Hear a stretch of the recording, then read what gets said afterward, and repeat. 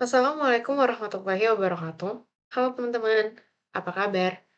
Semoga kalian dalam keadaan baik-baik aja ya. Nah, pada kesempatan kali ini, aku akan membahas mengenai sistem pada e-commerce. Before we talk about it, let me introduce myself.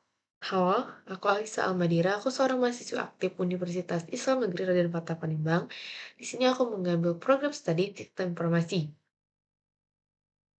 Di sini aku akan membahas mengenai sistem pada e-commerce. Tujuannya yaitu untuk memenuhi tugas ujian akhir semester pada mata kuliah Sistem Informasi Manajemen dengan dosen pengampu Ibu Patia Nopriani, Sarjana Teknik Manajemen Komputer. Sebelum kita membahas sistem pada e-commerce, aku mau ajak kalian flashback sedikit nih ke sekitar tahun 2020. Ya, pada masa-masa COVID, yang dimana pada tahun itu COVID lagi parah-parahnya. Salah satu dampaknya yaitu orang-orang harus berdiam diri di rumah, mulai dari kerja dari rumah, belajar dari rumah, dan pada saat itu tuh muncul istilah stay at home. Hal ini tidak hanya terjadi di Indonesia, tapi hampir di seluruh belahan dunia. Akibat COVID ini, pertumbuhan ekonomi jadi merosot drastis, dan perputaran ekonomi pun jadi terhambat. Lagi-lagi dampak COVID ini tidak hanya itu.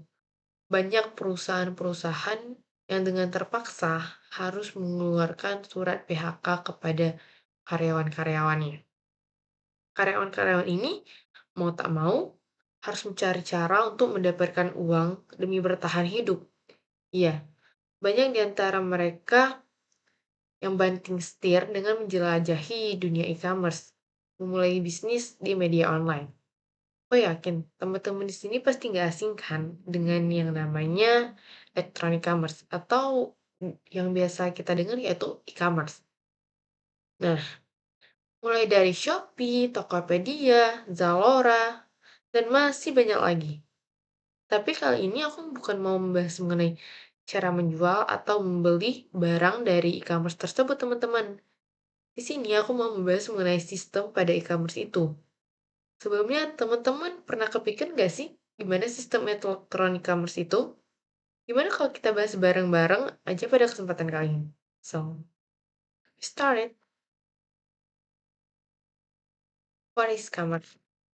Apa sih e-commerce itu? Jadi, e-commerce adalah perdagangan elektronik atau model bisnis yang memungkinkan perusahaan atau individu bisa membeli atau menjual barang melalui internet atau online. Nah, e-commerce ini ada beberapa tipe, mulai dari business to business atau B2B, business to consumer, atau B2C, consumer to business, atau C2B, consumer to consumer, atau C2C, government to consumer, atau G2C, dan government to government, atau G2G. Jadi, e-commerce ini mempunyai karakteristik. Ini adalah karakteristik dari B2B, yaitu perusahaan B2B adalah pihak mensupport atau menyuplai kebutuhan operasional perusahaan lain agar bisnisnya tetap berjalan. Perantara elektronik atau website untuk interaksi antara perusahaan-perusahaan penyedia barang atau jasa secara online. Beberapa perusahaan saling berinteraksi melalui suatu platform teknologi yang seragam melalui jaringan internet, extranet, intranet, atau jaringan lokal.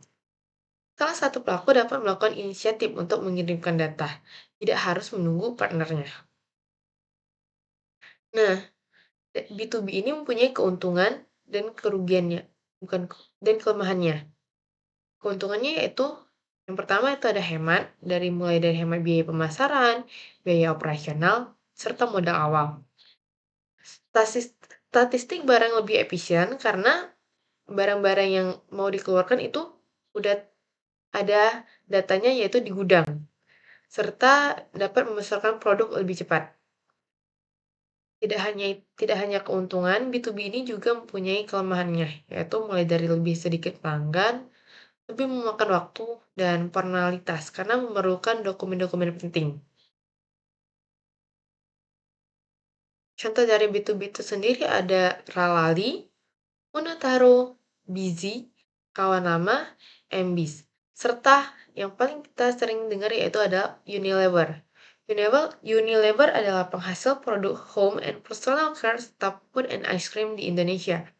Unilever adalah salah satu customers dari PT Electronic Data Interchange. Yang selanjutnya itu ada B2C.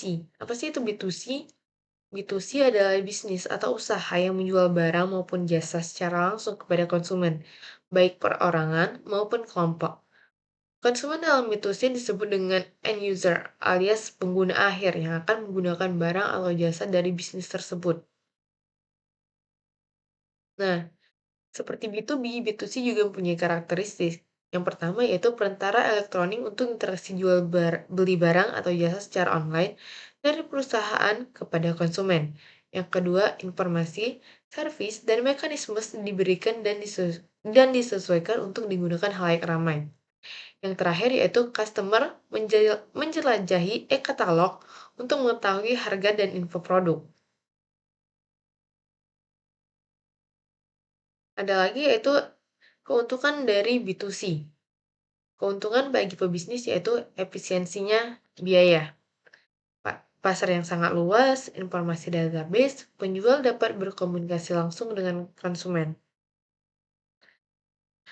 Dan serta keuntungan dari customer-nya itu sendiri yaitu produk layanan terbaik karena banyaknya produk dan layanan yang serupa membuat pelaku bisnis terus berinovasi dan bersaing demi mempertahankan pelanggannya dan konsumen dapat memilih pelayanan dan produk terbaik menurutnya.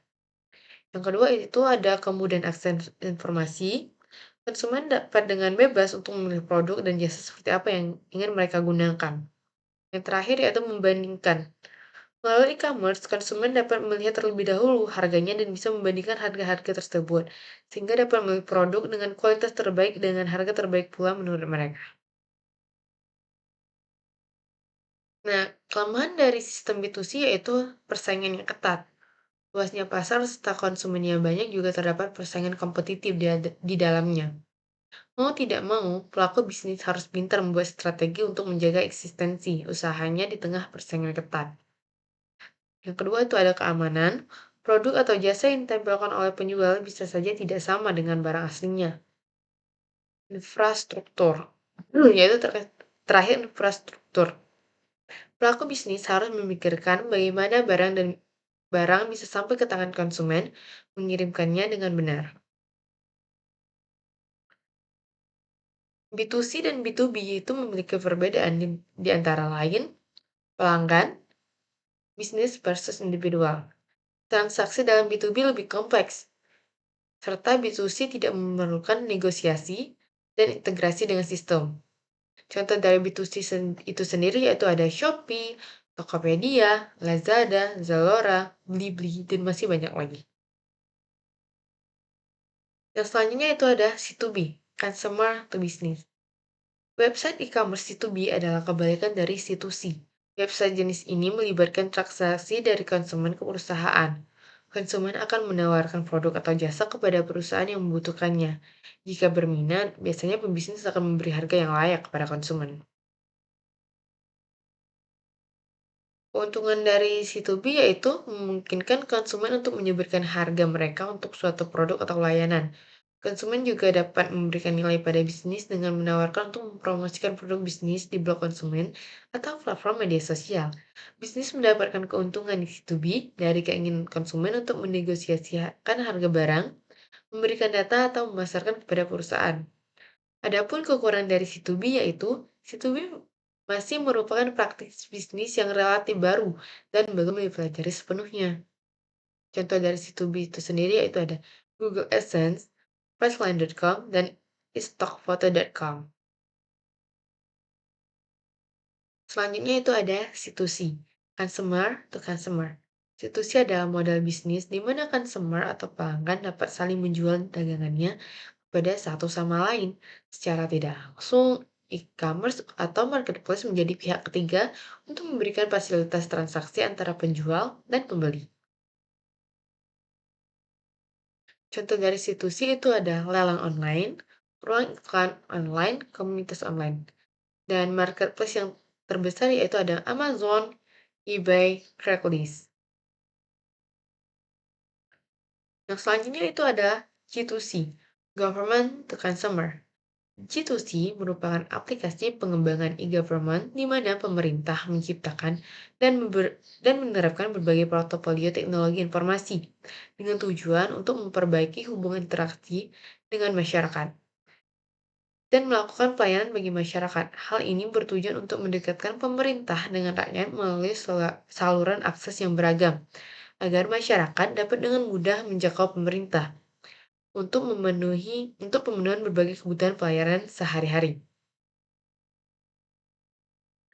Contoh dari G2C itu ada BPS, PLN, BPM, dan lain-lain. Nah, yang terakhir yaitu ada G2G, Government to Government, merupakan kegiatan e-commerce antar unit-unit pemerintahan.